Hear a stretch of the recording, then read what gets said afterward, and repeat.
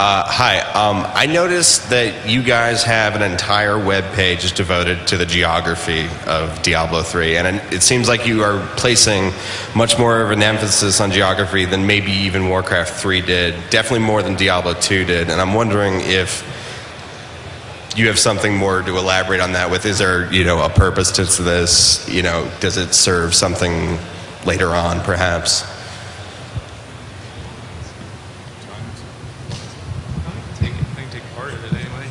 I think what we were trying to create there is a real world feel when you're running around in the levels. We want you to think like the towns that you're going to and these places that you're visiting. You can see them on the map. You know where they are, more so than like D2, or you never kind of knew where you are. Yeah, that's pretty much it. Yep. I think also what we're really trying to do in Diablo 3 is to expand kind of the little bit, and the feelings and the small bits of story and lore that you got in the previous games in the series, and then really like blow out the world of Sanctuary and explore the cultures and the nations and all of that. Hi, this question is from Twitter. Are there any plans for Diablo 3 to support UI add-ons? Hey Twitter, what up? It's a funny name for a dude, Twitter. No, we have no plans to support UI add-ons.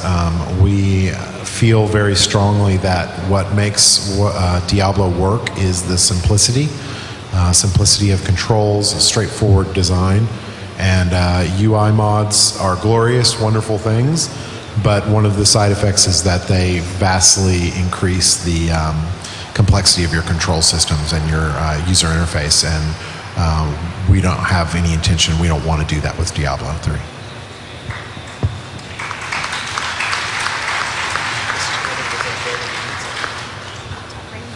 Hi, my question was about when you're playing the game, I kind of felt like all the characters all the monsters just blew up into a river of blood, and that's cool and everything, that's cool and everything, but I felt like in Diablo 2 you just kind of slash some characters and they drop and die, and occasionally they'll blow up, and it just felt really busy, like so much was going on and so many monsters in one spot.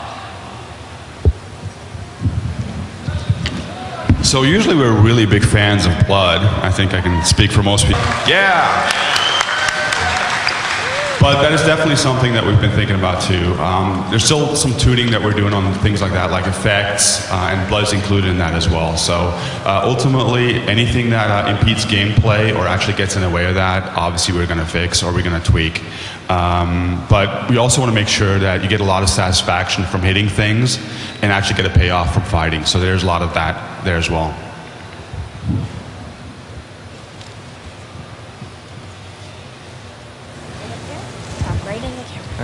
Yeah, my question was every time like you stun someone with the Barbarian, like the little words have to pop up above their heads, and it seems like that kind of takes you out of the immersion, kind of like in WoW. And I was wondering if there's a toggle off or if you're going to keep that in or anything like that. We have toggles for some things that come up. Right now, that's not one of them. It's always been our focus to be gameplay before anything else, before even immersion. And what we find is when we put in some features, there's just no other way to telegraph them but to use a bit of UI. That's a last course of action for us. But we have no intention of removing things that we think are necessary to play the game just because someone says, well, I'm slightly less immersed. For us, at the end of the day, it's still a game, and that's the most important thing. The fact that the game is very, very playable, it's very easy to understand what's going on. There's nothing really that can trump that for us.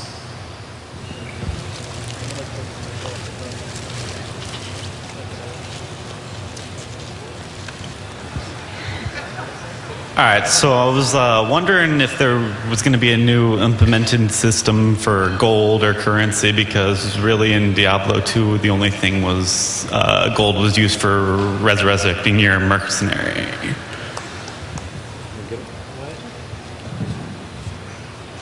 That's a good question. The reason that gold lost its value or had diminished value in Diablo 2 is pretty involved. It had to do with the amount of gold that you got relative to the amount of gold that you could hold, the trade system. There's definitely a lot of lessons that we've learned, not only from Diablo 2, but from World of Warcraft as well. We have a lot of ideas in mind. We would very much like for the gold currency to be meaningful and for players to take the steps that we need so that gold becomes an actual trade currency rather than, perfect skulls or Stones Jordan or whatever. So we're definitely looking at that.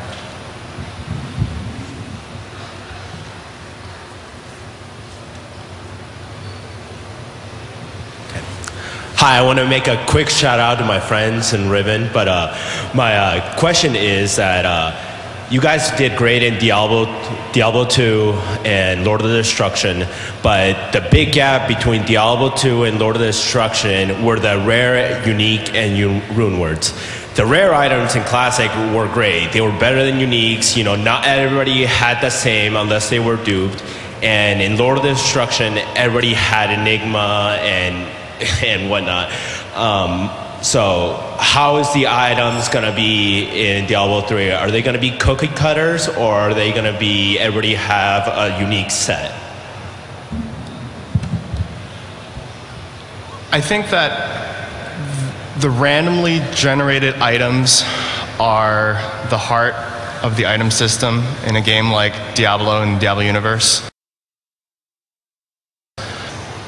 It's definitely the desire that the random yellows, rare items, have the potential to be better than the unique ones. Of course, it's always tough because it's a tricky balance issue between making a unique or a rare better one versus the other, because some people would rather the uniques be better and some people would rather the rares be better. I think that the key for that, for us, is to maybe look at other roles that the uniques could fill. For example, maybe the uniques are better at combining affix properties that you wouldn't ordinarily see together, would be unlikely. Another might be that perhaps you don't see armor on amulets very often, and in this case maybe you would on a unique. But at the end of the day, we would very much like the randomly generated items to be prominently featured because it supports the end game and replayability better.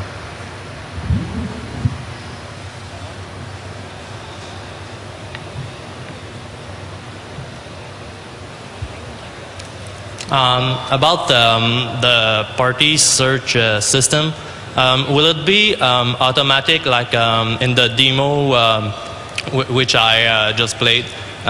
Is it like automatic, or do you plan to add something like a function to choose which people, like our friends, which will be in the party? And do you plan to make it as fast as in the demo? I'll take this one. Let's see. That's a lot of questions. So for getting into a party, it's really important to us that you be able to pick, very easily get into games with your friends. That's one of the things that I think Jay and I had talked about for a long time. That's really important to our game experience. In Diablo 2, it was very difficult for you to find your friend. You'd usually have to call them up or IM them or something and get into the game. And we really wanted to make sure that that was an integrated part of the experience. So finding your friends, getting into a game, and forming a party very quickly, that's extremely important to us. And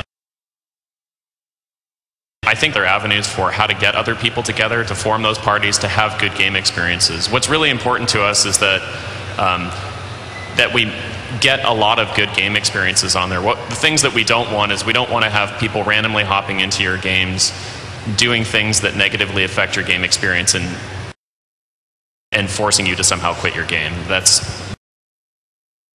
We want to make sure that more game experiences are positive, and we still want to have hardcore mode and PvP and all of that, though. So I hope that answers your question.